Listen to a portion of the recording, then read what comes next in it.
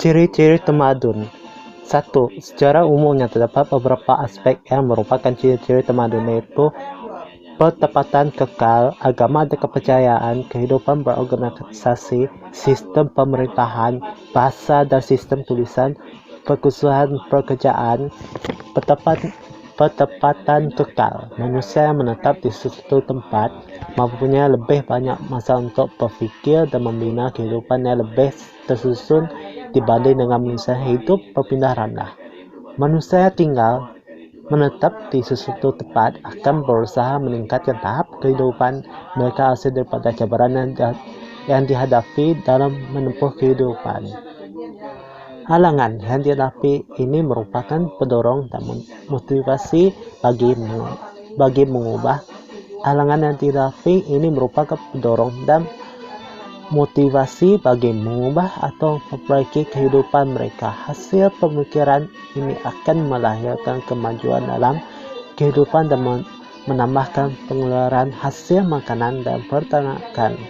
Salah satu kesan daripada kehidupan yang lebih teratur ialah pertumbuhan ekonomi. Lebihan ekonomi ini digunakan untuk mencipta peralatan yang lebih canggih dapat menambahkan hasil pengeluaran. Ini secara tidak langsung akan dapat menarik lebih ramai penduduk dari kuasa lain untuk menetap di situ. Kehidupan berorganisasi. Pertambahan jumlah penduduk dalam sebuah pertempatan memerlukan satu struktur organisasi pemerintahan teratur bagi memastikan kehidupan rakyat terjamin dan sejahtera. Satu bentuk kepemimpinan biasanya diterajui oleh raja, diikuti oleh golongan bangsawan, rakyat, dan hamba. Golongan yang memerintah seperti raja mempunyai banyak keistimewaan yang dikaitkan dengan unsur ketuhanan dan serta mempunyai kuasa magis. Golongan yang memerintah seperti raja mempunyai banyak keistimewaan dan dikait dengan unsur ketuhanan serta mempunyai kuasa magis. Keadaan ini berlaku untuk membezakan antara golongan pemerintah dengan golongan yang diperintah. Ini membolehkan golongan yang diperintah memberi taat setia kepada golongan yang memerintah. Kebiasaan pemilihan golongan raja atau pemerintah berdasarkan beberapa kriteria tertentu seperti umur, kekuatan, keturunan, kekayaan, pengusaha retail, dan keagamaan. Sistem pemerintahan. Sistem pemerintahan telah diwujud bagi mengendalikan masyarakat lebih besar supaya dapat berjalan lancar dan teratur. Misalnya, pemimpin atau raja menggunakan unsur-unsur magis testamentus dalam mengukuhkan kedudukan dan status pada pandangan masyarakat. Dalam usaha mengukuhkan kekuasaan ke atas masyarakat, raja biasanya menggunakan hemat pendeta atau golongan agama untuk mengesahkan kedudukan mereka. Kebiasaan raja menaruh dirinya merupakan wakil Tuhan atau anak Tuhan bagi mendapatkan pengiktirafan sebagai ketua pemerintah. Kewujudan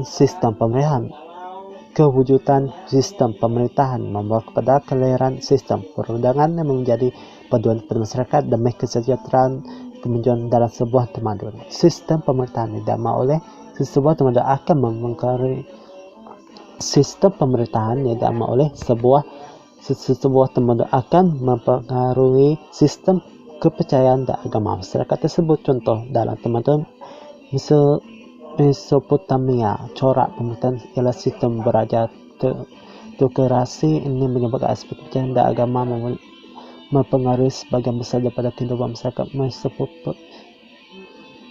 Ini menyebabkan aspek kepercayaan dan agama mempengaruhi sebagian besar daripada kehidupan masyarakat Mesopotamia. Agama dan kepercayaan. Proses penyelesaian manusia dan agama dan kepercayaan. Proses penyelesaian manusia dengan alam sekitar yang tidak difahami oleh manusia menyebabkan timbulnya rasa takut. Suatu kejadian yang dikatakan mempunyai kuasa luar biasa. Kuasa luar biasa dipercaya boleh memberi kesan kepada kehidupan manusia. Oleh beberapa kepercayaan diadakan untuk menterang kuasa luar biasa tersebut. Percaya atau ritual tersebut biasanya diketahui oleh golongan agama akan mempunyai kebolehan untuk dikatakan mempunyai kebolehan tak berhubung dengan usaha luar biasa tersebut. Perkusuhan pekerjaan, pembentukan organisasi dan sosial dan perkembangan ekonomi. Perkembangan teknologi memerlukan kepakaran dalam pengeluaran barang ini secara tidak langsung mewujudkan pengusahaan dalam pekerjaan rapat dengan susun lapis masyarakat, golongan pedagang, petani, artisan, pemain peranan penting menjadi tulang belakang kepada kemajuan ekonomi. Perkhususan pekerjaan ini menjamin peningkatan produktivitas. Perkhususan pekerjaan ini menjamin kepada peningkatan produktiviti yang menyumbang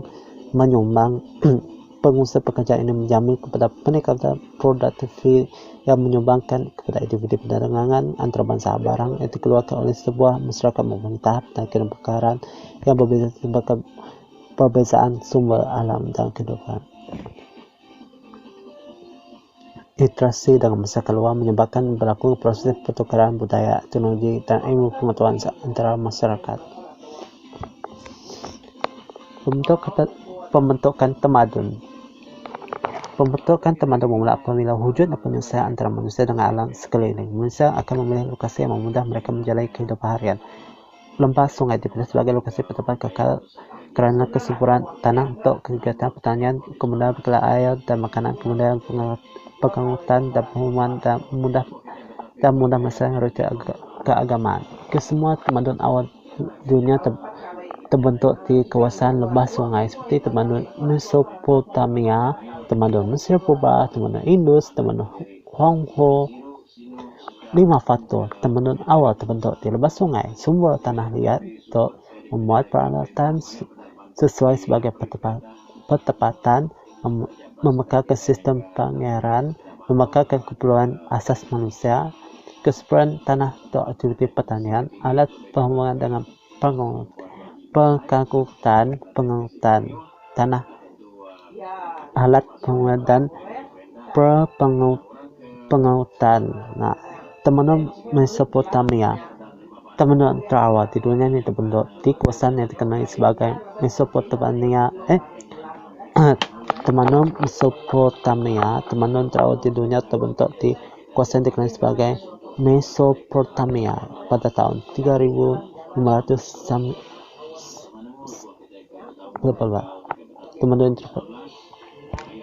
Tamadun terawal di dunia akan terbentuk di kawasan terkenal sebagai Mesopotamia pada tahun 3500 Masehi.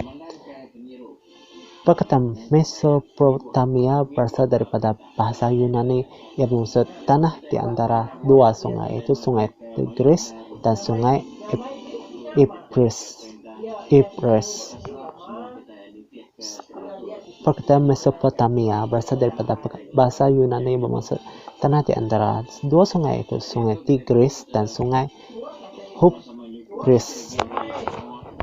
Sungai Tigris dan Sungai Euphrates mengalir dari kawasan pegunungan di Turki ke tanah lembah depan Pamah di Iran hinggalah ke Teluk Parsi. Kawasan ini dikelilingi oleh pegunungan Zagros di bagian timur laut, dataran tinggi Arab di barat daya Teluk Parsi, dan di bagian selatan. Tamadun Mesopotamia berkembang dari pertempatan awal zaman Neolitik antara tahun 7000 hingga 5000 Masehi. Pada tahun 3500 Masehi, wilayah Mesopotamia telah berkembang menjadi pusat tamadun awal. Terdapat banyak kerajaan yang muncul dan berkembang di Mesopotamia. Kerajaan Tawa ialah Kerajaan Sumeria, Kerajaan Taraya ialah Kerajaan Chaldea. Tamadun Mesopotamia dapat dibagi kepada 7 sama perintahan yang penting. Sumeria, Akkad, Urartu,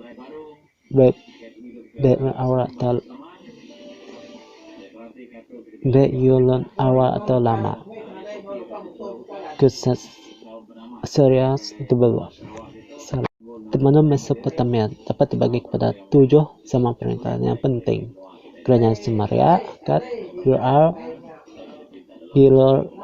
Babylon awal atau lama, Assyrians, Jadil disebabkan tamadun Mesopotamia ini dikuasai oleh berbagai suku kaum, maka ia melahirkan teman-teman amat kompleks dan mempunyai berbagai pengaruh dan warisan budaya. Sebagian dapat tinggalan warisan dan budaya teman-teman ini telah diwariskan oleh Yunani.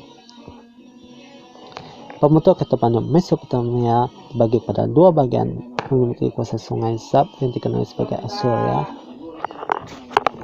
Bagian selatan, Banda Baghdad, memiliki kuasa sungai dan sungai Euphrates yang hanya bercantum dikenal sebagai Baglon.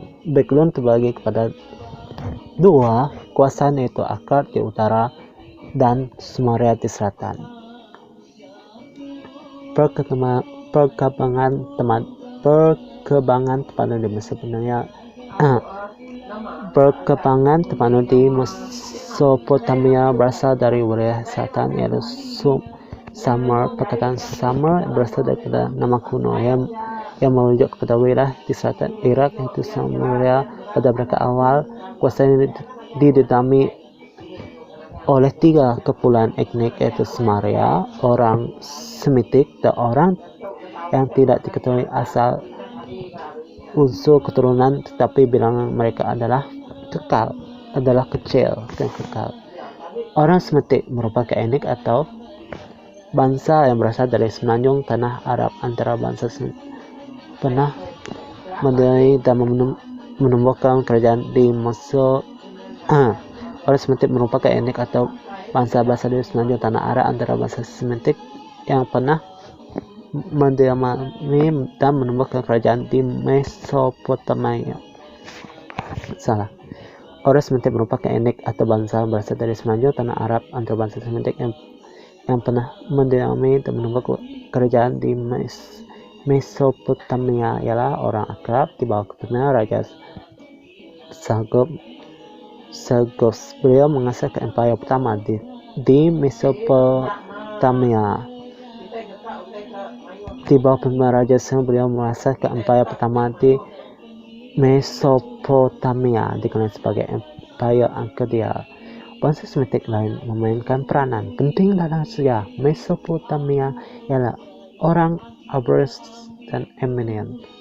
Orang Sumer bukan penduduk awal di Mesopotamia, karena sebelum kedatangan mereka sudah wujud kebudayaan Neolitik yang berkembang di wilayah ini.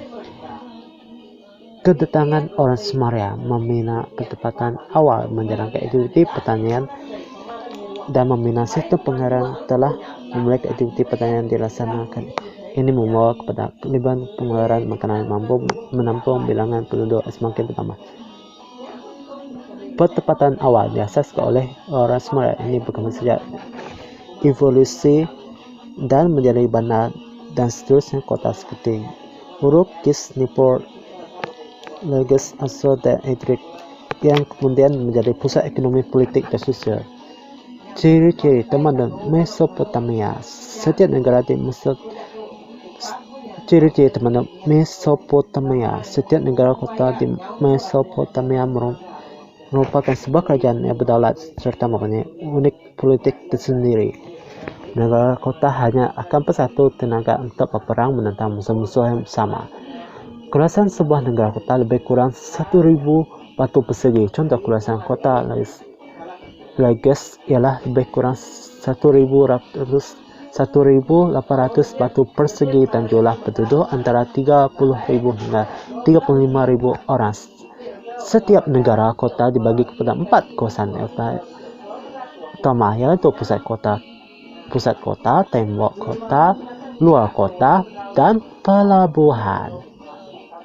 Setiap negara kota mempunyai kubu pertahanan dengan berbagai bentuk pintu gerbang yang melambangkan kekayaan sebuah negara kota.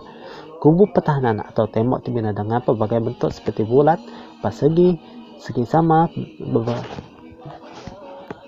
Setiap negara kota mempunyai kubu pertahanan dengan berbagai bentuk pintu gerbang melambangkan kekayaan sebuah negara kota. Kubu pertahanan atau tembok dibina dengan berbagai bentuk seperti bulat, empat segi sama, empat segi tepat, atau bujur. Contoh negara kota UR dan Uruk mempunyai kubu pertahanan berbentuk bujur. Pintu gerbang setiap negara kota dihiasi dan diukir dengan bentuk indah dan terdapat monumen. Setiap pintu gerbang sepenuh nama Tuhan berkati Backbone. Terdapat 8 pintu gerbang dan raja memina patung depan 8 pintu gerbang dan raja memina patung perhapiran dengan pintu gerbang itu untuk menamakan tak saja rakyat kepada raja dan negara. Di pusat kota terdapat istana raja, rumah pahala, kediaman pegawai istana, serta penempatan awam. Kawasan luar kota merupakan kawasan pertanian untuk pembentukan kemakanan dan membahan mentah kepada pusat bandar. Pelabuhan merupakan pusat kegiatan perdagangan dan disediakan pelbagai kemudahan seperti gudang, kawasan perniagaan dan sebagainya. Di dalam kota terdapat kawasan istana, rumah, kedai, pasar, dan jalan raya yang lurus dan lebar. Sebagai sungai dan laut merupakan jalan perhubungan utama menghubungkan negara kota dengan wilayah di sekitarnya. Jarak yang menghubungkan antara sebuah negara kota dengan negara kota lain. Contoh jalan kota yang menghubung Semaria dengan kota Mari.